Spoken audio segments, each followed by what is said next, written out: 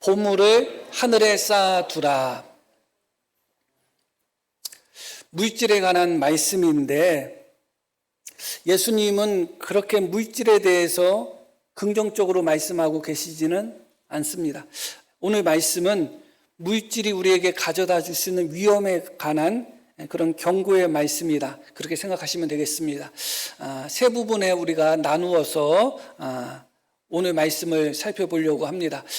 그 전에 먼저 한번 디모데후서 3장 말씀 한번 보겠습니다. 너는 이것을 알라. 말세에 고통하는 때가 이르러. 말세에 고통하는 때가 이를 것이다. 우리가 살고 있는 이 때가 말세죠. 사도 바울이 살았던 그 당시가 말세였다면 우리가 지금 살고 있는 이 때는 그 무엇과도 비교할 수 없는, 그 어느 때와도 비교할 수 없는 말세인 것은 분명할 것입니다. 그런데 말세는 고통하는 때다. 마지막이 다가오면 다가올수록 점점 고통하는 때가 다가오게 될 것이다. 그 이유가 3장 2절에 나오는 것이죠. 사람들이 자기를 사랑하며 돈을 사랑하며 자랑하며 교만하며 비방하며 부모를 거역하며 감사하지 아니하며 거룩하지 아니하며 이렇게 말씀이 나옵니다. 마지막 때에 우리가 서로가 고통을 당할 수밖에 없는 이유가 있는데 사람들이 자기를 사랑한다는 것입니다.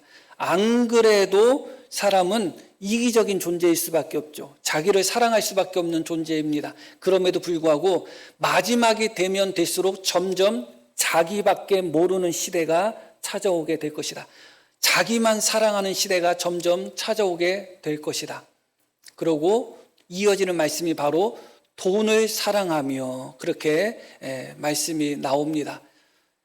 자기를 사랑하는 것을 넘어서서 돈을 사랑하는 그것이 바로 마지막 때의 모습이다.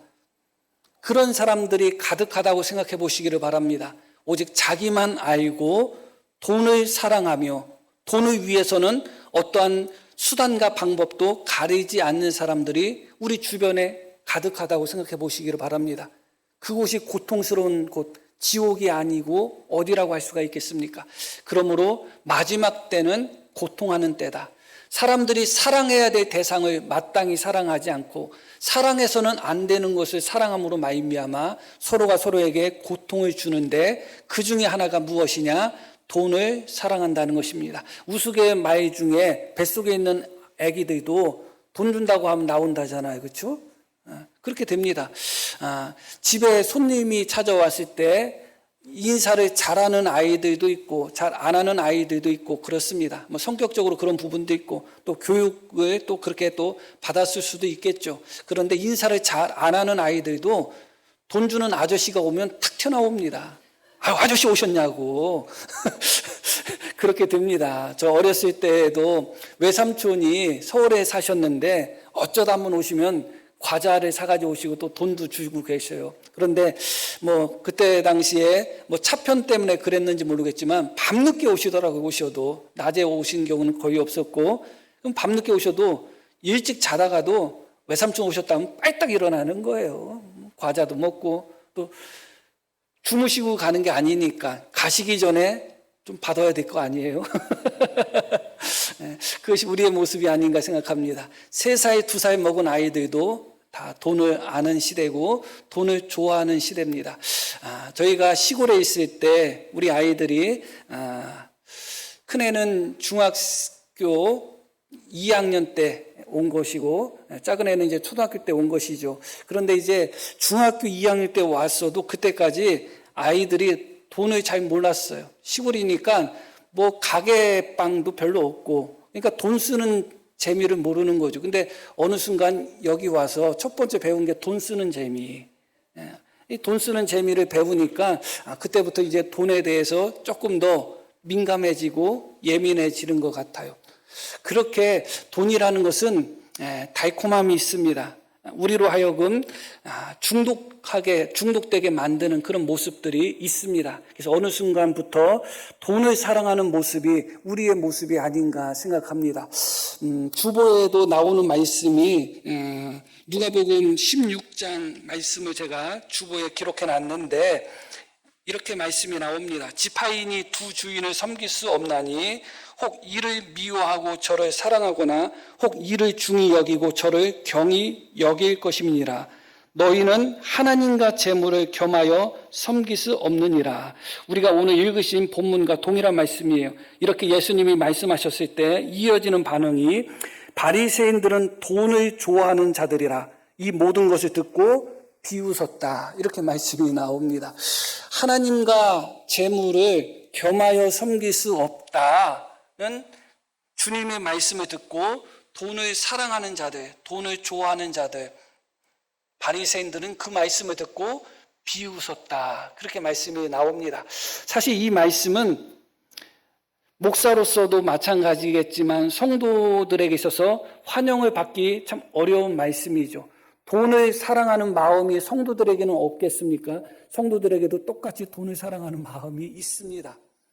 그럼에도 불구하고 돈을 사랑하는 마음을 갖고 우리가 이 말씀을 듣고 읽다 보면 이 말씀을 받아들이기가 참 어렵죠, 사실은. 지금 우리 성도님들이 이 말씀 앞에 설 때 우리가 혹시 바리새인과 같은 그런 반응을 보일 수 있지 않을까? 그런 또 두려운 마음도 스스로 또 가져야 되지 않을까? 또 목사도 또 그런 마음을 또 갖고 있습니다. 그래서 이 말씀을 우리가 정말 겸손한 마음으로 하나님께서 우리에게 주시는 말씀이라는 의미로서 이 말씀을 잘 받아들였으면 좋겠습니다. 모두의 말씀을 들었듯이 예수님은 물질에 대해서, 돈에 대해서 아주 부정적이지는 않으셨지만 그러나 또 긍정적이지도 않으셨습니다. 굳이 따진다면 약간 부정적인 쪽에 가까우셨다. 물질에 대한 교훈에 있어서 항상 그런 견지를 주님은 갖고 계셨습니다. 특히 물질을 자기를 위해서만, 자기를 위해서 모으고 자기를 위해서만 사용하고 그런 부분에 있어서는 예수님은 아주 단호했다는 것을 우리가 기억할 필요가 있습니다. 첫 번째로 우리가 이 말씀 속에서 기억할 것은 무엇이냐면 우리의 보물을 땅에 쌓아두지 말고 하늘에 쌓아두라. 그런 말씀인 것이죠. 19절 말씀을 보겠습니다. 너희를 위하여 보물을 땅에 쌓아두지 말라. 거기는 종과 도둑이 해하며 도둑이 구멍을 뚫고 도둑질 하느니라. 오늘 말씀 속에서는 땅에 보물을 쌓아두는 것이 무엇이고 하늘에 보물을 쌓아두는 것이 무엇인지에 대해서는 구체적인 말씀을 드리지는 않을 것입니다. 단지 주님의 말씀처럼 땅에 보물을 쌓아두지 말라 하는 말씀 그 자체만 놓고 보려고 하는 겁니다. 이어지는 말씀 오직 너희를 위하여 보물을 하늘에 쌓아두라. 거기는 좀이나 동록이 해하지 못하며 도둑이 구멍을 뚫지도 못하고 도둑질도 못하느니라. 두 종류의 사람이 있다는 것이죠. 하늘에 보물을 쌓아두는 사람이 있고 땅에 보물을 쌓아두는 사람이 있다. 두 종류의 사람이 있다는 겁니다. 그런데 이어지는 말씀이 이렇게 이어집니다. 내 보물이 있는 그곳에는 내 마음도 있느니라. 이렇게 말씀합니다. 땅에 보물을 쌓아두는 사람은 언제나 그 마음이, 그 생각이 어디에 고정될 수밖에 없어요? 땅의 것에 고정될 수밖에 없습니다. 어떻게 하면 그 보물을 지킬 수 있을까? 어떻게 하면 그 보물을 더 많이 모을 수 있을까? 온전히 그 마음이 그 땅에만 고정이 될 수밖에 없습니다. 그게 사실은 더 문제인 거예요. 보물이 있는 곳에 마음이 있기 때문에 그것이 더 문제인 거예요. 내 마음이 없었던 곳이어도 그곳에 보물을 두면 그때부터 내 마음이 그곳에 가게 되어 있습니다. 예전에 뭐 그런 이야기가 있었어요. 소매치기들은 돈 냄새를 맡는다. 실제로 돈 냄새를 맡는 사람이 있을 수도 있을 것 같아요. 그런데 실제로 돈 냄새를 맡는 것보다도 소매치기들은 사람이 지금이야말로 현금을 별로 안 가지고 다니니까 현금이 많은 사람, 또 현금이 어디에 있는지를 사람들을 보면 금방 알 수 있다는 거예요. 어떻게 알 수 있을까요? 내가 오늘 돈이 많아요. 그 많은 돈을 윗주머니에, 왼쪽 가슴 있는 주머니에 넣었다. 그러면 수시로 손이 가요. 그런 경험 없으신가요? 저는 그런 경험이 있어요. 수시로 거기 만져보는 거예요. 잘 있는지. 그렇기 때문에 뭐 잊어버려도 아주 한참 지난 다음에 잊어버리지는 않아요. 항상 중요한 것에 대해서는 항상 제가 확인을 하거든요. 중간중간. 그래도 뭐 잊어버릴 때도 있고 그렇지만 그런 거 딱 보면, 아, 저 사람이 지금 돈이 있구나. 돈이 윗주머니에 있구나. 뒷주머니에 있구나. 딱 보인다는 거예요. 내 보물이 있는 곳에 내 마음이 있고, 내 마음이 있으니까 자꾸 손이 가는 거예요. 잘 있나? 잘 있나? 이렇게 손이 가게 되어 있는 것이죠.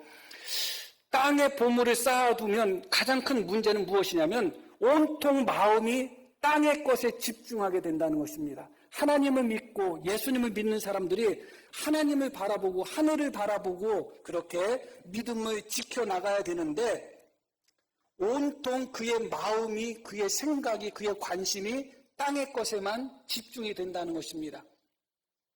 하늘의 보물을 쌓아두는 사람들은 하나님의 뜻을 헤아리게 되고, 무엇이 하나님이 원하시는지, 무엇이 하나님이 기뻐하시는지 하늘의 것을 추구하게 되는데, 땅에 보물을 쌓아두는 사람들은 어떻게 하면 그 보물 창고에 보물을 더 많이 모을 수 있을까? 온통 마음의 생각이 거기에만 집중된다는 것입니다.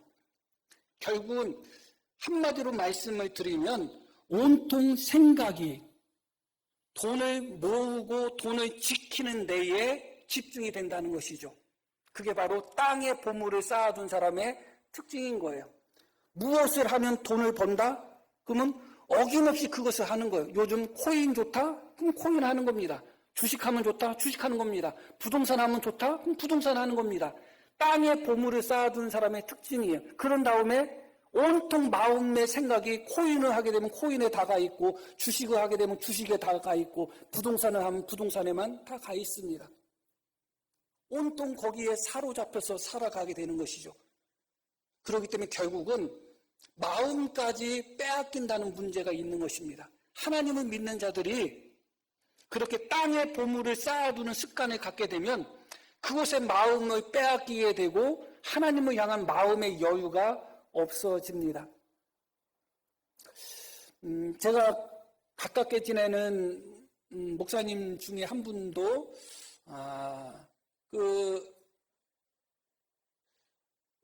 어떤 그런 부동산이나 뭐 그런 것에 좀 재주가 좀 많은 분이 있었어요. 어느 날 보면 뭐 같이 예전에 운동을 했는데, 테니스를 했는데 안 보여요. 가끔 어디 갔다 왔냐 하면 땅이나 건물 알아보러 갔다 오신 거예요. 그러면서 본인은 한 2, 3년에 한 번씩 한 몇 억 정도 번다는 거예요. 2, 3년에 한 번씩 몇 억씩 벌고, 그러면서 기회가 되면 나한테도 좋은 정보를 주시겠다고.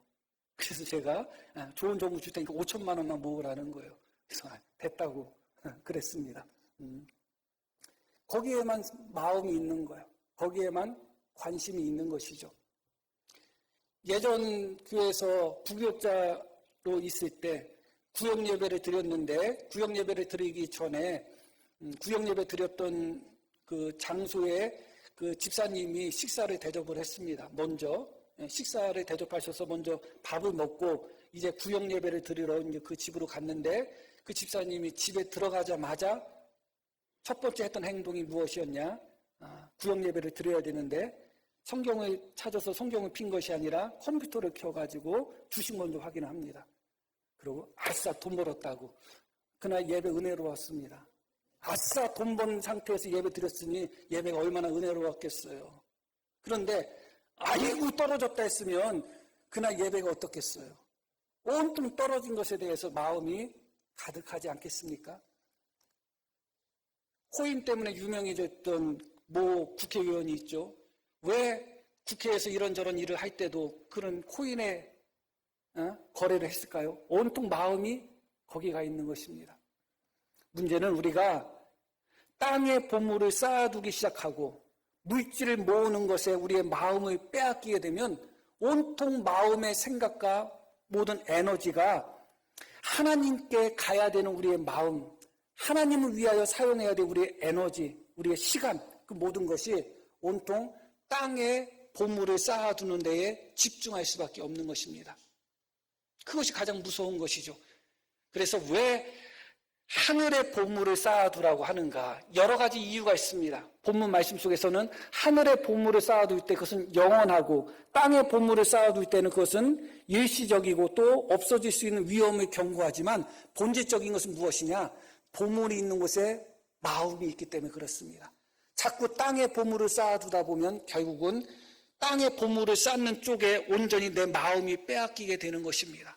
온전히 그곳에 빼앗기는 것입니다.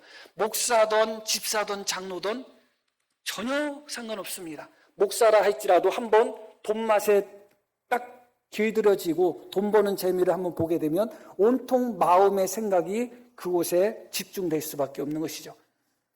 그렇기 때문에 주님이 첫 번째 물질에 대해서 말씀하시면서 너희 보물을 하늘에 쌓아두라고 말씀하는 겁니다.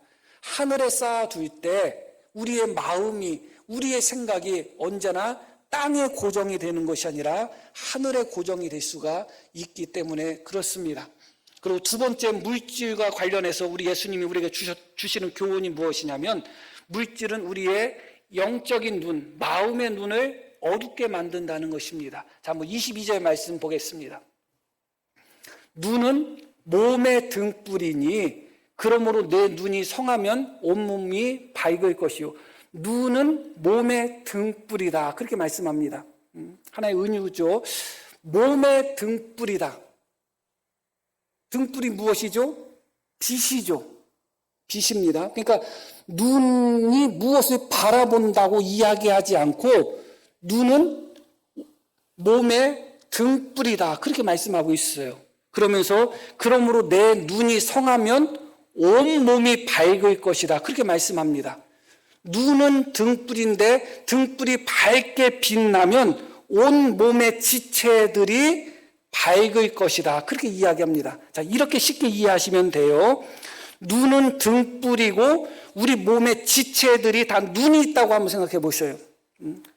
말도 안 되는 소리지만 어떤 경우에는 영화 같은 거, 동화 같은 거 보면 막 사물이 막 이야기하고 막 그런 것도 있잖아요. 막 주전자가 말하고 막 그러잖아요. 그런 것처럼 손에도 눈이 있고, 발에도 눈이 있고, 배에도 눈이 있고, 머리에도 눈이 있다고 생각해 보셔요. 그리고 눈은 무엇이라고요? 등불이에요. 그러면 눈이 밝아서 등불이 환하게 빛나면 손에 있는 눈이 잘 보겠어요? 못 보겠어요? 잘 보겠죠. 발에 있는 눈도 잘 보겠죠. 머리에 있는 눈도 잘 볼 것입니다. 자, 더 쉽게 말씀을 드릴게요. 자, 우리가 가끔가다 깜깜한데 빛이 없는 곳에 우리가 있을 때도 있어요. 지금이야 스마트폰 다 있고 어떤 환경에도 스마트폰 키면 환하게 빛나지만 여하튼 깜깜한 순간에 빛이 없어서 아무것도 안 보이죠. 그러면 보지 못하는 것은 눈이 못 보는 거예요. 그렇죠? 눈이 못 보지만 결국은 부딪히는 건 뭐가 부딪혀요? 머리통이 부딪히고 무릎이 부딪히고 팔꿈치가 부딪히고 그렇죠. 왜 그럴까요? 바로 다시 말씀을 드리면 눈이 등불이라고 생각했을 때 밝은 빛이 나타나지 않으면 우리 몸이 눈이 안 보이는 것인데 부딪히는 것은 머리가 부딪히고 팔이 부딪히고 손이 부딪히고 다리가 부딪히고 무릎이 부딪히는 거예요. 눈이 안 보이는데. 왜 그럴까요? 그 길을 보지 못하기 때문에 그래요. 어디로 가야 되는지, 무엇을 해야 되는지 보이지가 않는 거예요. 자, 그러면 우리의 눈의 등불을 어둡게 만드는 것이 무엇인가? 결국 오늘 말씀 속에서 물질이 사람의 눈을 어둡게 만든다는 거예요. 그러면 눈이 어두우면 내가 무엇을 해야 되는지, 어디로 가야 되는지 그게 보이지가 않는 거예요. 그러다 보니까 어떻게 돼요? 눈이 어둡게 되면 가서는 안 되는 길을 갈 때도 있고, 그러다가 부딪히고, 만져서는 안 되는 것을 만질 때도 있고, 그래서 서로 깜짝 놀랄 때도 있고, 또 예전에 학교에서도 그런 일이 있었는데 아이들이 막 장난치고 떠드는데 예전에는 선생님들이 좀 때렸잖아요. 선생님이 뒤에서 가르침 뭐라고 해야 될까? 여하튼 그거 가지고서 아이의 뒤통수를 때렸어요. 그러니까 어떤 놈이 하고 딱 쳐다봤는데 선생님이야. 왜 어떤 놈이라고 했을까요? 선생님을 못 봤기 때문에. 해서는 안 되는 말을 하는 거죠. 다시 말씀드리면 가룟 유다를 한번 생각해 보시기를 바랍니다. 가룟 유다는 도둑이었다고 성경에서는 이야기하고 있습니다. 돈깨를 맡아서 돈을 훔쳐가는 사람이라고 이야기합니다. 그러면 가룟 유다는 그 물질에 눈이 멀었어요. 물질에 눈이 머니까 이 손이 가서는 안 되는 데로 가. 어디로 간 거예요? 공금이죠. 쉽게 이야기하면. 그 공동체, 예수님의 제자들과 예수님이 함께 사용하고 또 가난한 사람을 구제도 하기도 하는 그 공금, 그 돈깨에 유다의 손이 갑니다. 왜 유다의 손이 그곳으로 갈까요? 가서는 안 되는 곳으로 가는 것은 눈이 어두워졌기 때문에, 눈에 빛이 없기 때문에 그 손에 있는 눈이 안 보이는 거예요. 쉽게 말씀드리면. 안 보이니까 가서는 안 되는 곳으로 가버리는 거예요. 그 유다가 물질의 눈이 어두워가지고 또 어떤 일을 해요? 대제사장들을 찾아가요. 가서는 안 되는 길을 가는 거예요. 왜 그 길을 갈까요? 안 보이니까. 눈이 멀었으니까. 무엇에 멀었죠? 물질의 눈이 머니까 제사장들을 찾아가가지고 어떤 말을 해요? 내가 예수를 너희에게 넘겨주겠다. 해서는 안 되는 말을 하죠. 왜 해서는 안 되는 말을 해요? 안 보이니까. 눈이 멀었으니까. 이렇게 우리가 물질의 눈이 멀면 내가 가서는 안 되는 곳으로 가고 해서는 안 되는 일을 하고 만져서는 안 되는 것을 만지고 말해서는 안 되는 말들을 하는 거예요. 왜 그럴까요? 눈이 멀었기 때문에 보이는 것이 없어요. 제대로 보이면 이 길로 가면 안 되겠구나. 선생님이 보였으면 선생님이니까 어떤 놈이야 하면 안 되겠구나. 다 알게 됩니다. 그런데 보이지 않으니까 물질의 눈이 머니까 손이 가면 안 되는 금고에 손이 가고 물질의 눈이 머니까 가서는 안 되는 자리에 가서 내가 예수님을 팔아먹겠다고 하고 예수님을 팔아먹는 그런 모습을 보이고 있는 것이죠. 사람들이 사람으로서 도저히 상상할 수 없는, 사람으로서 도저히 해서는 안 되는 일들을 왜 할까요? 눈이 멀었기 때문에 그래요. 물질의 눈이 머니까 해서는 안 되는 행동들도 안 보이니까 그 짓을 하는 거예요. 안 보이니까. 사람이 사람으로 보이면 사람이 사람을 죽일 수가 없는 겁니다. 그런데 물질의 눈이 머니까 사람이 사람으로 안 보이는 거예요. 그러니까 죽이는 겁니다. 수많은 사람들이 지금도 우리의 눈을 멀게 하는 것이 비단 물질만은 아니지만 수많은 사람들이 지금도 물질에 눈이 멀어서 마치 눈의 등불이 어두워져서 온몸이 어두워진 것처럼, 그래서 손이 마땅히 해야 될 것을 하지 않고 엉뚱한 짓을 하고, 다리가 마땅히 가야 될 곳을 가지 않고 엉뚱한 곳으로 가고, 말이 마땅히 해야 될 말을 하지 않고 엉뚱한 말을 하는 것처럼 눈이 보이지 않을 때, 물질의 눈이 어두울 때 우리는 이렇게 방황할 뿐만 아니라 내가 사람으로서 또 내가 하나님을 믿는 사람으로서 해서는 안 되는 그런 일들을 하게 되는 것이죠. 가룟 유다가 물질의 눈이 멀지 않았다면 어찌 예수님을 팔았겠어요? 물질의 눈이 어둡지 않았다면 어찌 그 돈깨에 손을 갖다 대고 도둑질을 했겠어요? 물질의 눈이 머니까 보이지가 않는 겁니다.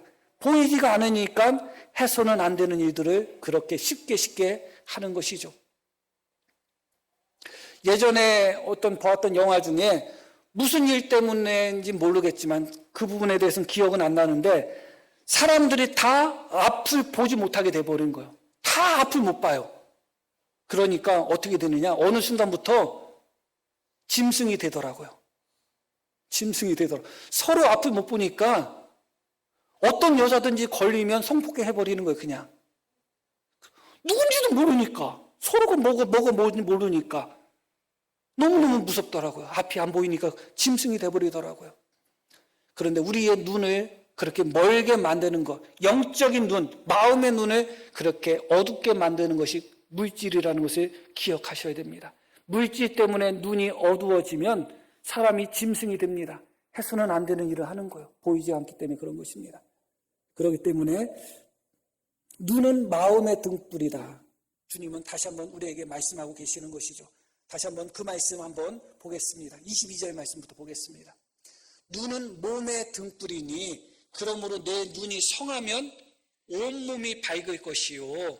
이어지는 눈이 나쁘면 온몸이 어두울 것이다.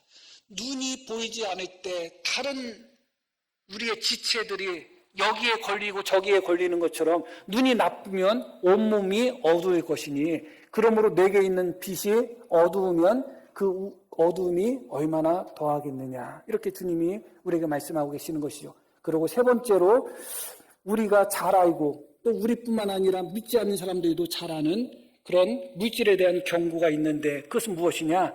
두 주인을 섬길 수 없다는 것이죠. 하나님과 물질을 겸하여 섬길 수 없다는 것입니다. 자, 24절 말씀 보겠습니다. 한 사람이 두 주인을 섬기지 못할 것이니 혹 이를 미워하고 저를 사랑하거나 혹 이를 중히 여기고 저를 경히 여김이라. 너희가 하나님을 믿는다고 하는 너희가 하나님과 재물을 겸하여 섬기지 못할 것이다.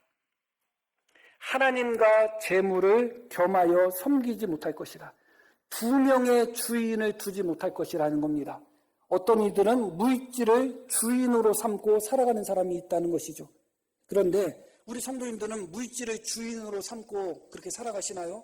사람들한테 물어보면 물질을 주인으로 삼고 물질을 섬기면서 산다고 생각하는 사람은 아무도 없습니다. 실제로 우리가 물질을 실제로 섬기지는 않잖아요. 우리가 생각하는 일반적인 개념으로. 그렇기 때문에 실제로라는 물질을 섬기며 물질을 주인 삼아서 살아가는 사람조차도 자기가 물질을 섬기고 있다고 생각하지 않아요. 물질을 섬긴다는 것이 무엇을 의미하는가? 하나님을 섬긴다는 것이 무엇을 의미하는가? 정반대로 생각하시면 되겠습니다. 하나님을 섬긴다는 것은 그의 삶의 평생을 하나님을 위하여 살아간다는 것입니다.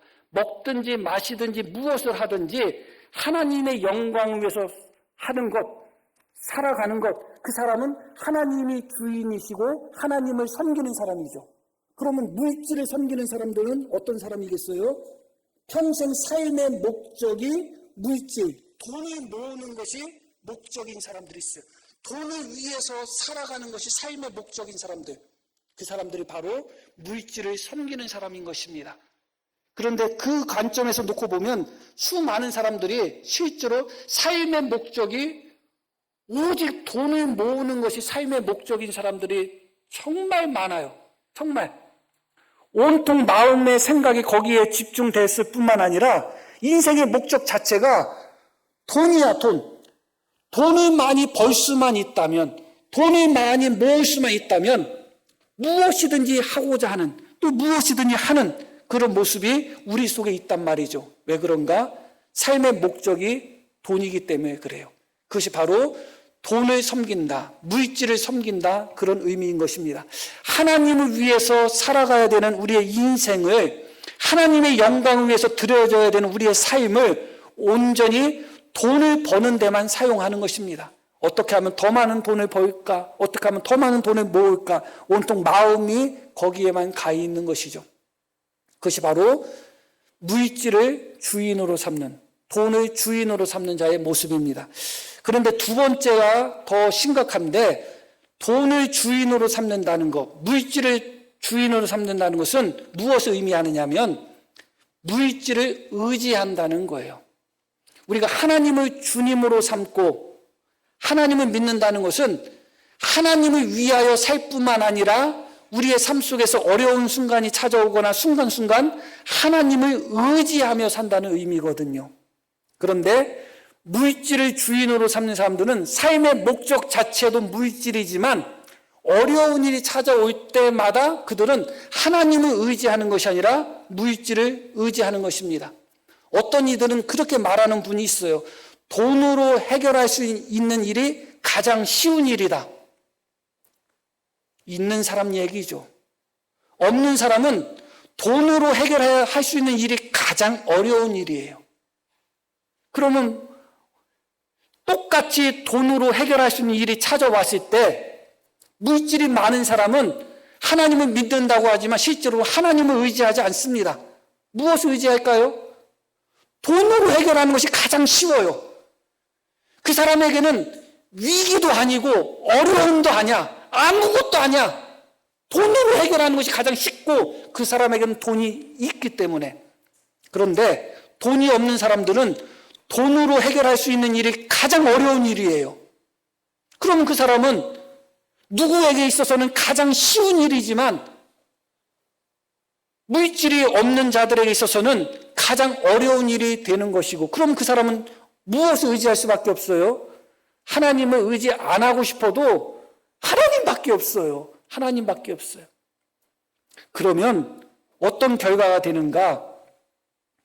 내 인생에서 하나님을 의지할 수 있는 그런 어려운 순간이 찾아와서 정말 하나님을 온전히 의지할 수 있는 기회가 찾아와도 땅에 보물을 쌓아두고 물질을 주인으로 삼고 물질을 의지하며 살아가는 사람에게 있어서는 그 순간이 하나님을 의지할 수 있는 기회의 순간이 아니에요.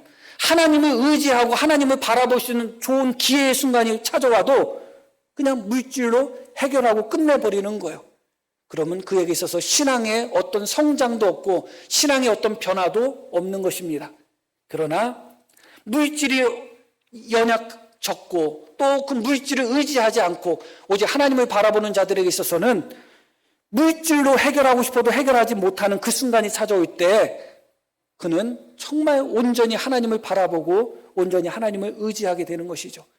그렇기 때문에 하나님과 물질을 겸하여 섬길 수 없다고 주님은 분명히 말씀하고 있는데, 많은 사람들이 물질을 겸하여 섬기면서 인생의 목적 자체를 돈에 고정을 시켜버리고 돈을 많이 모으는 것이 인생의 목적이고 자기의 인생과 모든 삶을 그곳을 위해서 사용하게 되고, 그렇게 모아놓은 돈이 있을 때 어려움이 찾아오든 무슨 일이 찾아오든 하나님을 의지해야 되는 순간이 찾아와도 그 돈을 의지해서 돈으로 다 해결해버리는, 그래서 예수님을 믿는다고 하지만 예수님을 믿는 사람의 자태가 전혀 나타나지 않는 그런 모습에 빠질 수가 있는 것이죠.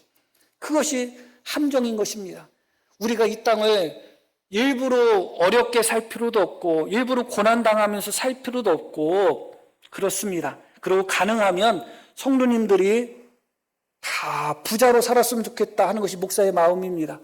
이번 주가 추석이고 추석 가정예배가 드리는데 가정예배 순서지를 만들었는데 그 순서지에 제 마음이 담겨 있습니다.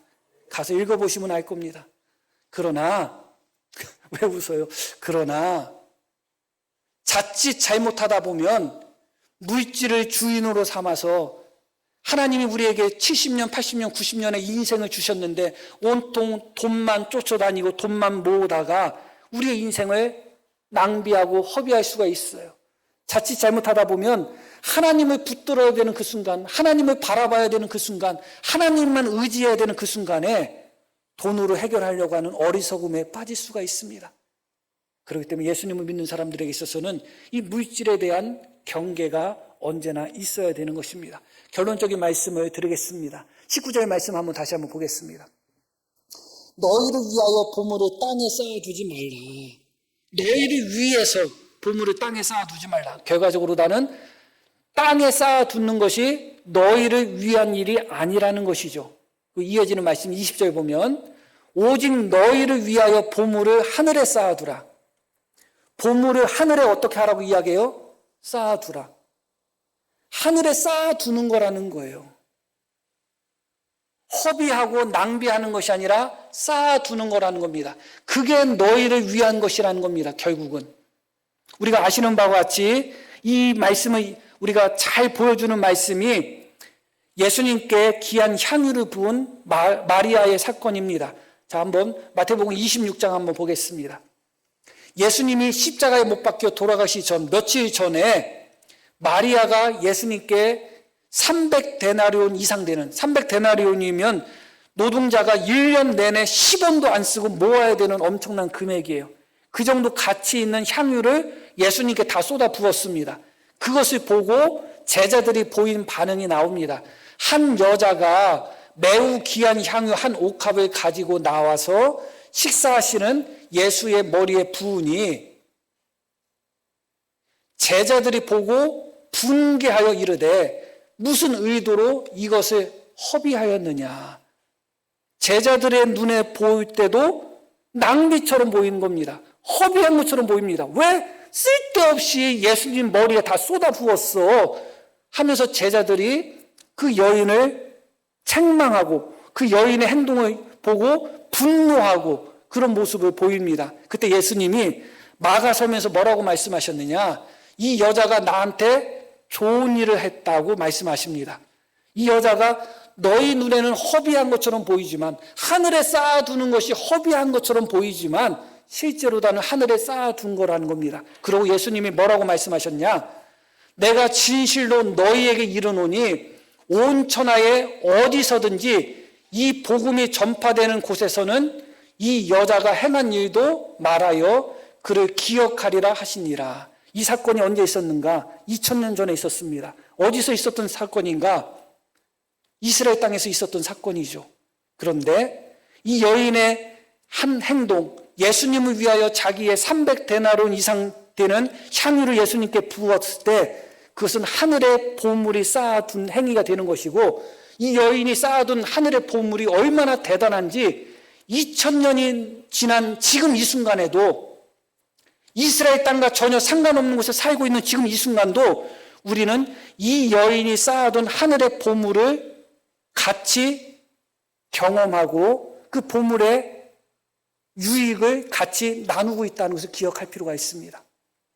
지금 이 여인의 행동은 하늘의 보물을 쌓아두는 행동이었고, 2000년이 넘게 지났지만 우리는 이 여인의 행동을 보면서 우리 자신을 돌아보게 되고 우리의 믿음을 새롭게 하며 이 여인이 쌓아둔 그 보물에 큰 영향을 받고 큰 유익을 얻는 것입니다.